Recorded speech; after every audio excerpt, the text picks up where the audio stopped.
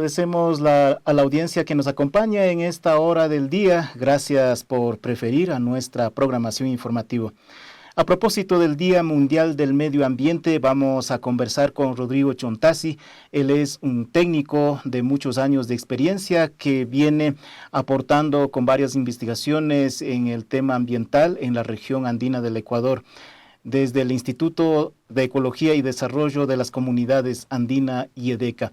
Bienvenido a los medios comunitarios del Ecuador Corape. ¿Cómo estás, Rodrigo? Bueno, buenos días. Más bien agradecerles infinitamente por la oportunidad que me dan para poder conversar, analizar y ver qué podemos seguir haciendo con respecto a nuestra madre tierra, a nuestra ecología, a nuestros páramos, a nuestros bosques nativos. Muchas gracias. En efecto, el medio ambiente natural en la que nos encontramos rodeado tiene componentes físicos tales como el aire, temperatura, relieve, suelos y cuerpos de agua, así también los elementos vivos como son plantas, animales y microorganismos fundamentalmente. ¿Cómo está la situación de estos componentes? En este caso, muchos hablan y mucho se habla también de los efectos de cambio climático, por ejemplo. Sí, es verdad, el efecto de cambio climático se va notando claramente. En algunos lados ya ha habido preocupaciones desde hace muchos años. En este caso, IEDECA viene trabajando desde su creación, que es en el año 90, siempre preocupado por la situación de la escasez de agua y la situación de la problemática social que esto causa, porque ahí se llega a conflictos. Entonces, ahora, o sea, es necesario, o sea, trabajar en ese tema, porque realmente hay que tomar compromisos serios, que desde las mismas comunidades, analizando muy así profundamente la situación de la problemática que hay.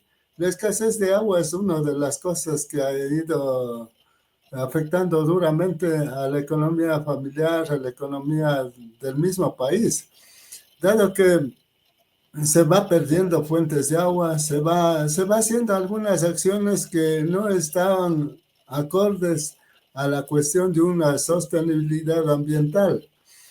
Es por eso que nosotros, ya le comento, desde el 90 siempre preocupados por la cuestión de la escasez del agua.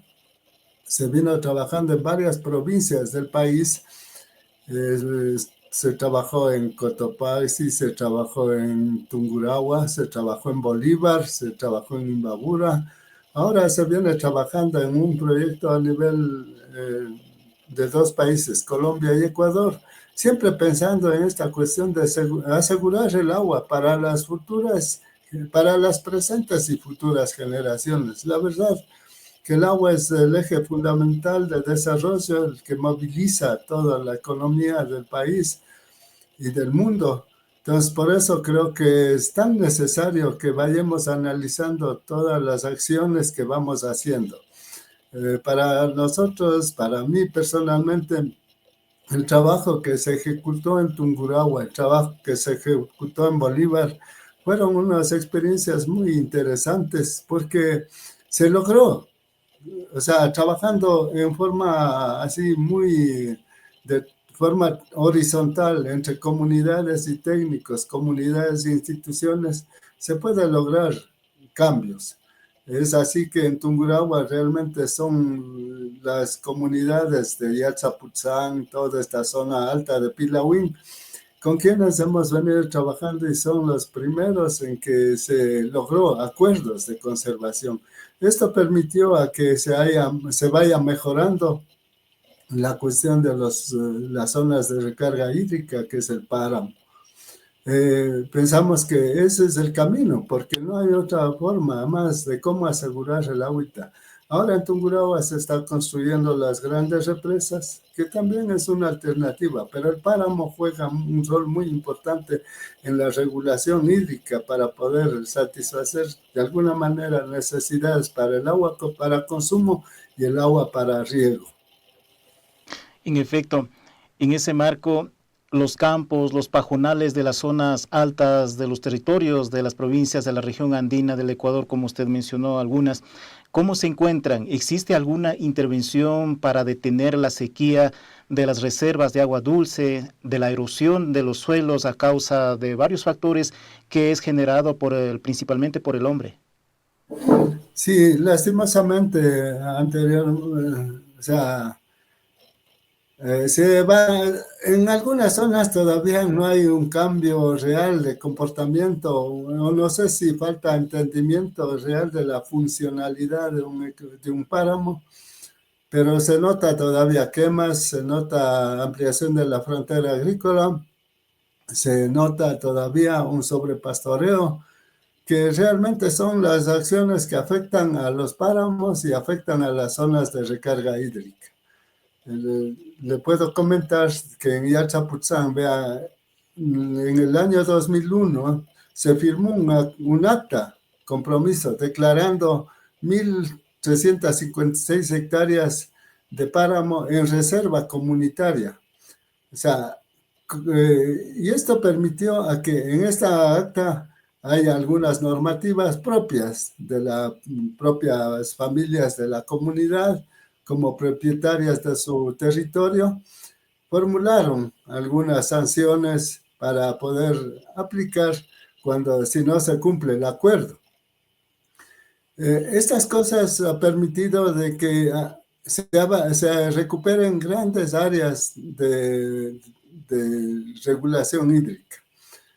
Y esto, por ejemplo, se hicieron estudios de retención de agua en unas 352 hectáreas de un páramo bastante bien conservado, con bosque nativo, con bosque específicamente de especies que puedan ayudar a capturar neblina y a transformarla en gotas de agua, por ejemplo, el Polilepisincana, Serice y Reticulata, y el piquil, como es el Guinoxis.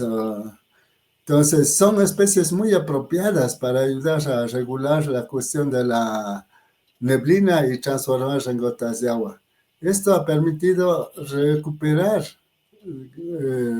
litros de agua en la zona. En estas 352 hectáreas se almacenan casi 4 millones de metros cúbicos. He hecho un estudio hecho en los laboratorios en cuestión de capacidad de retención de humedad. Entonces, prácticamente el páramo bien conservado, con pajonales bien desarrollados, con bosques nativos bien implementados, realmente son grandes reservas de agua, que no se les ve superficialmente, pero internamente están aportando agua a las vertientes. Nosotros solo en 2 kilómetros que hay tomados en un punto A y un punto B, 2 kilómetros, hay una recuperación de 67 litros de agua, cosa que anteriormente no había posibilidad porque el páramo estaba bien endurecido. Las esponjas naturales no estaban funcionando como en la actualidad funcionan, que son fuentes de retención de agua.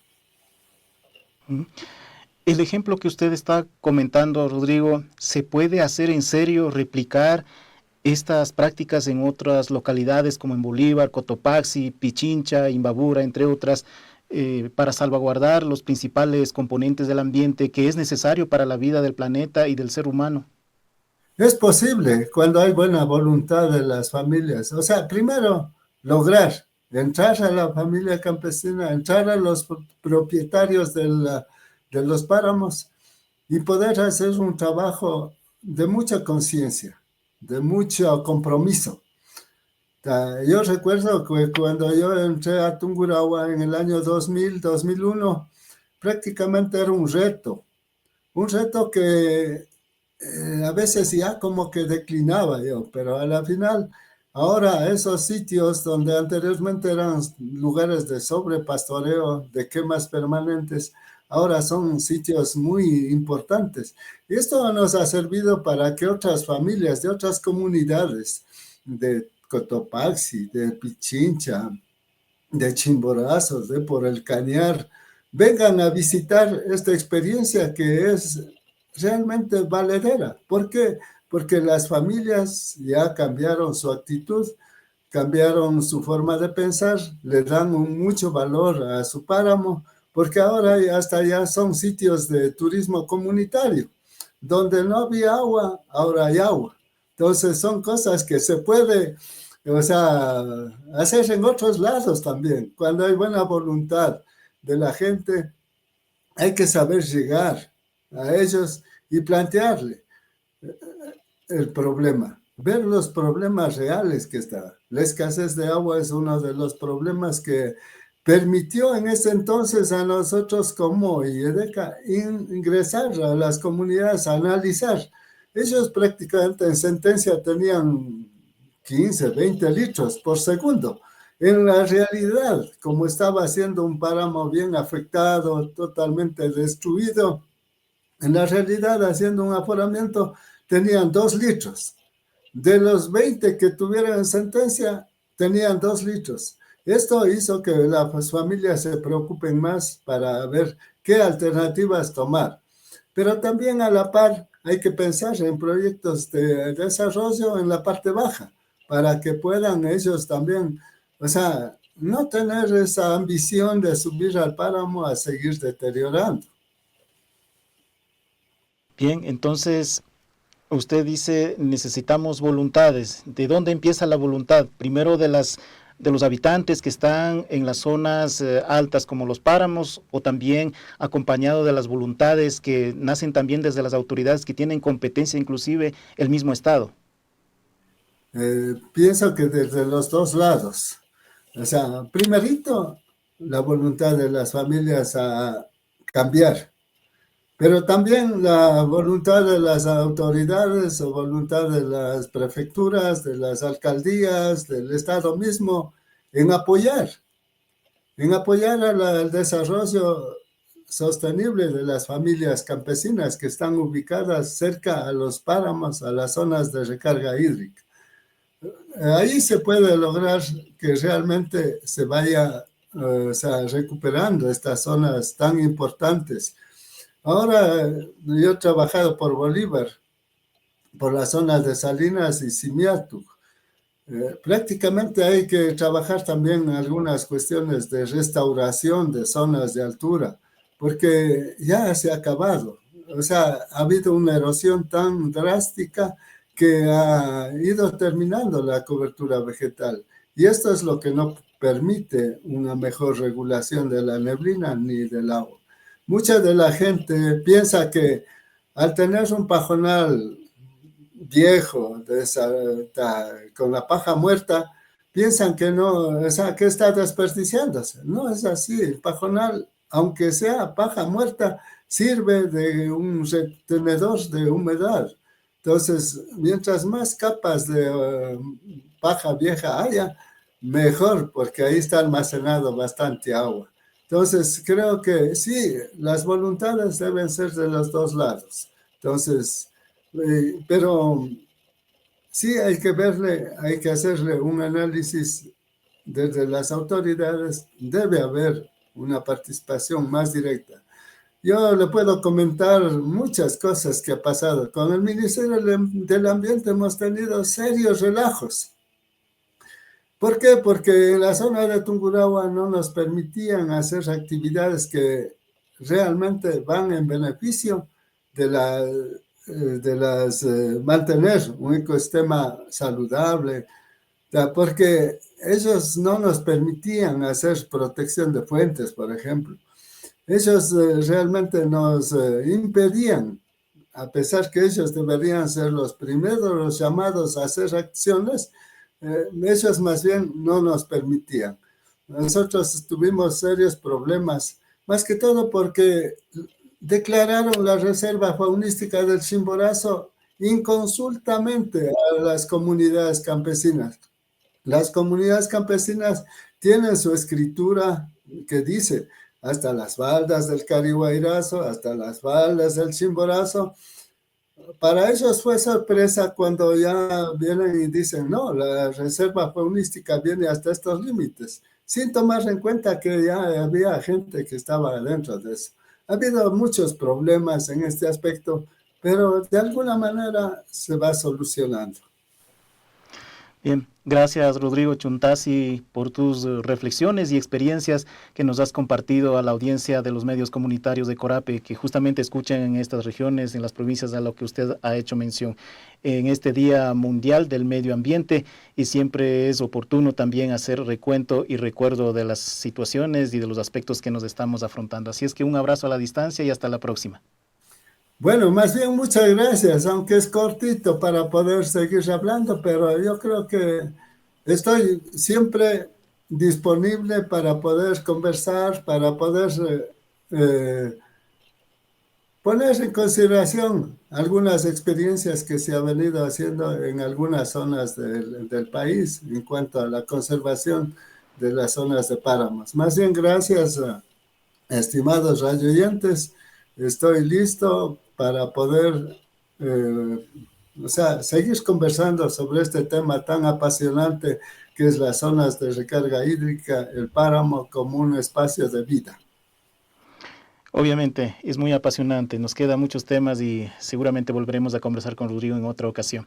A usted, amiga y amigo, que nos escucha y nos ve en los medios comunitarios, pedimos que nos comparta estas reflexiones, aprovechando que tenemos las facilidades de herramientas tecnológicas que nos ayudan rápidamente a llegar a otras personas. No se olviden de compartir y la importancia que tiene el medio ambiente a propósito de esta fecha. Les invitamos nosotros a seguir en compañía de Corapi Digital TV, que ya mismo viene Elba Luzardo con el programa Ágora Democrática a propósito de esta fecha importante, y tendremos temas de coyuntura nacional para analizar juntamente con ustedes. Hasta pronto.